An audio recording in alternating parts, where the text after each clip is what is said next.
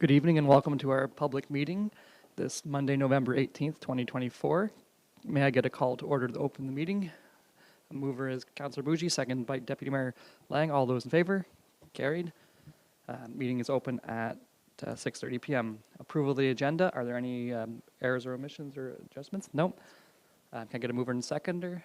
Moved by Councillor McDonnell, seconded by Councillor Jaworski, that we accept the agenda as presented. All those in favor? Carried. Any declarations of pecuniary interest? Seeing none, we'll go into new business. 4A, zoning bylaw 07-2024. Brown, Ms. Haley. Thank you, Mr. Mayor. Good evening, everyone. Before we get started, I'm just going to read required wording under the Ontario Planning Act.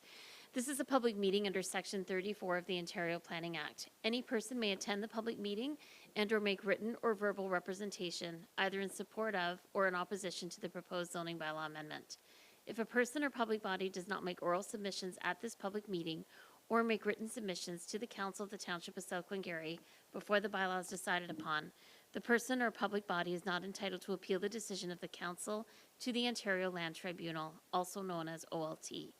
If a person or public body does not make oral submissions at this public meeting or make written submissions to the Council before the bylaw is decided upon, the person or public body may not be added as a party to the hearing of an appeal before the OLT unless there are reasonable grounds to do so.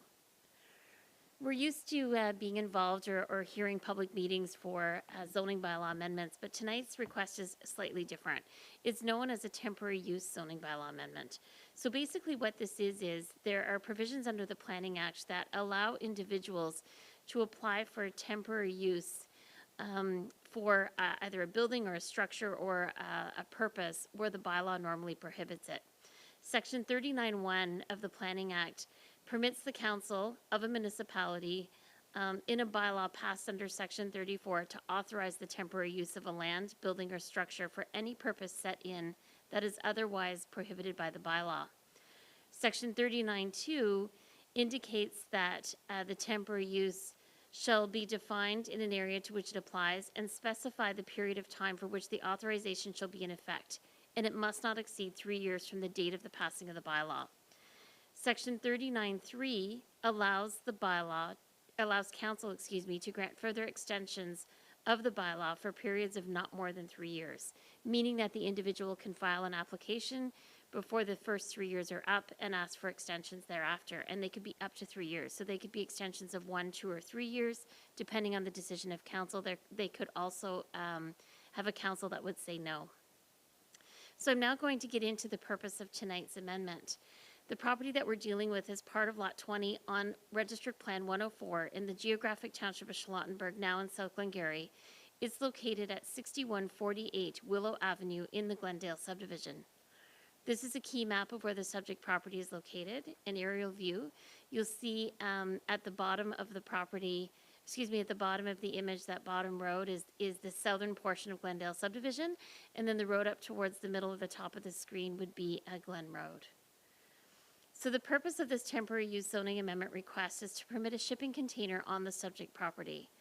If this is approved, all other applicable provisions of zoning bylaw 38 as amended shall apply.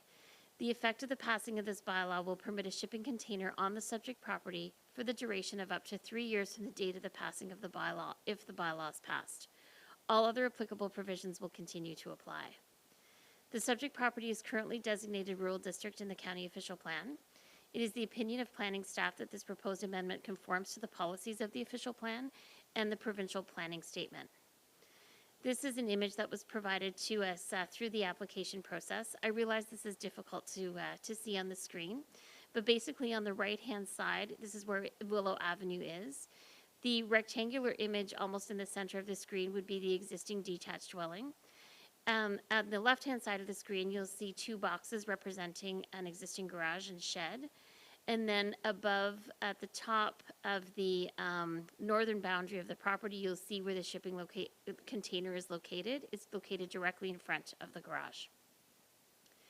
The application was circulated to all abutting planning owners within 120 meters of the subject lands, and a notice of the public meeting was posted on the subject property.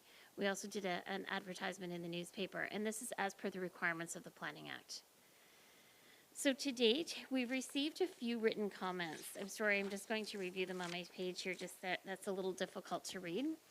So far we've received 3 written comments in opposition to permitting the container. And to summarize these comments, basically speak to the depreciation of the value of nearby properties, the depreciation of land value reducing the tax base, the proximity of the container to the property line, the relative size of the container to the property, the container not being anchored to the ground, suggested a survey should be conducted to verify the location of the boundary, a belief that the container is an eyesore, the potential approval of this amendment to lead to more shipping containers, and there is available local mini storage facilities in the municipality that could be used for storage, a belief that the container is in poor condition and has been inadequately maintained since its installation last fall.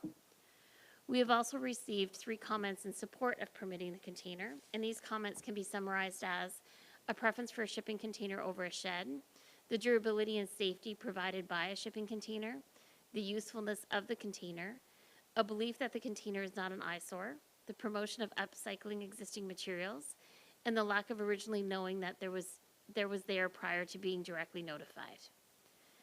This zoning amendment application will be subject to a decision of council, and a staff report including a recommendation will be brought to council for a decision in the near future. It is the intention of staff to bring it to our next meeting December 2nd, providing all goes as planned. And that's all I have to present to you this evening, Mr. Mayor, but I am happy to answer any questions. And we do have the applicant in the audience this evening as well. Thank you. Thank you, Ms. Haley. Are there any questions or comments from around the table at present? All right. Would the applicants like to come to the podium and say anything more? You can. It's just press the gray button. It will ignite red, and please speak into the microphone. Well, I mean, I could speak to the benefits of the container for the next hour if you guys would like, but I think I covered that last time we spoke. So if there's any questions or concerns, I'd be happy to address them now, if anybody. Are there any questions and concerns of council that they wish to direct to the applicant? Councillor Jaworski.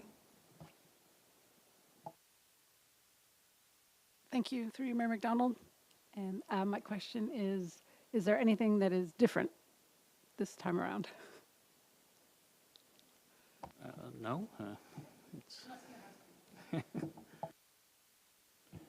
All right. Are there any I guess I'm 12 again. Is there any audience members that wish to speak, to come to the podium? It is a public meeting, so we're looking for public comment. Okay. Seeing none, is there a decision or a mover and a seconder either way for this particular? No, not this one? No, just. Oh, jeepers creepers. Sorry, I'm at committee of adjustment in my mind here. Okay, good, thank you. So seeing that there's no more comments from the applicant or no comments from the audience aside from what was provided earlier, we'll just adjourn this meeting. Okay, well then, can I get a mover and a seconder to adjourn the meeting? Moved by Councillor Jaworski, seconded by Councillor Bougie, that will adjourn to the call of the chair at 6:38.